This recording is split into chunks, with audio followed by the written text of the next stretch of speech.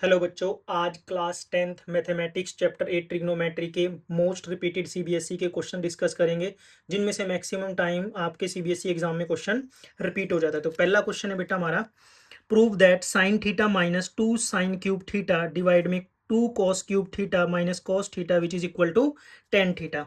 तो यहाँ हम देख पा रहे हैं बेटा कि जो हमारा न्यूमिरेटर है उसमें से साइन थीटा कॉमन आ रहा है, तो हम साइन थीटा को क्या ले लेंगे, कॉमन ले लेंगे। तो हमारे पास क्या बचेगा बेटा, 1 - 2 साइन स्क्वायर थीटा। सिमिलरली हमारे पास डिनोमिनेटर में से क्या कॉमन आ रहा है, कॉस थीटा। तो डिनोमिनेटर में से कॉस थीटा लेके क्या बचेगा बेटा, 2 कॉस स्क्वायर थीटा माइनस 1। अब मैं क्या करूंगा बेटा, अब मैं अपने इस डिनोमिनेटर वाले पार्ट को यानी इस वाले पार्ट को अलग से सोल्व करूंगा। और इसमें क्या आइडेंटिटी यूज करूंगा बेटा, हमें पता है sine square theta plus cos square theta किसके इक्वल होता है बेटा, 1 के। तो यहां से अगर मैं कॉस स्क्वायर थीटा की वैल्यू निकालूं तो ये क्या होगी बेटा, 1 माइनस साइन स्क्वायर थीटा।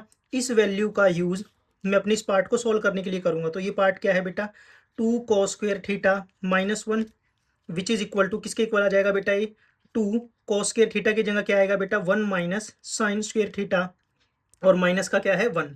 तो ये क्या बनेगा बेटा, 2 - 2 साइन स्क्वायर थीटा माइनस 1, ये आ जाएगा 1 माइनस 2 साइन स्क्वायर थीटा। यानी कि ये वाली जो टर्म है बेटा और ये वाली जो टर्म है, ये दोनों क्या है, सेम है।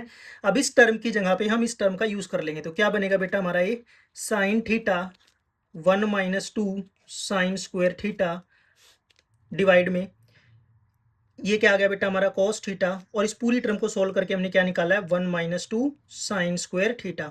इस टर्म से ये टर्म क्या हो जाएगी बेटा, कैंसिल।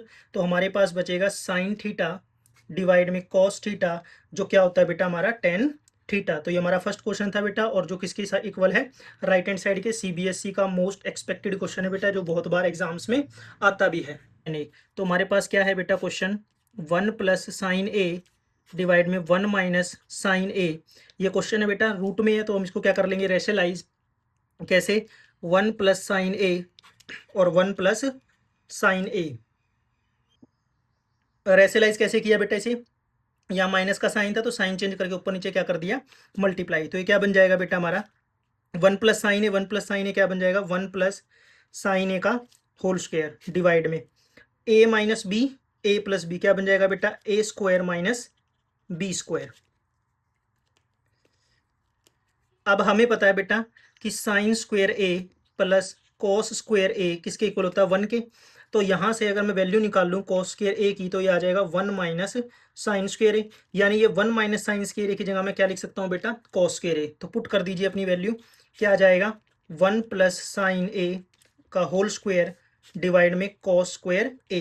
रूट को दोनों पे अलग करेंगे बेटा तो स्क्वायर सारे कैंसिल हो जाएंगे। क्या आ जाएगा, 1 + sin a डिवाइड में कॉस ए।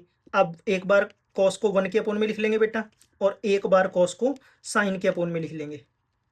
तो हमें पता है बेटा 1/cos a क्या होता है, सीकेंट ए, और साइन a/cos a क्या होता है बेटा, टेन ए। यही मेरी क्या है, राइट हैंड साइड।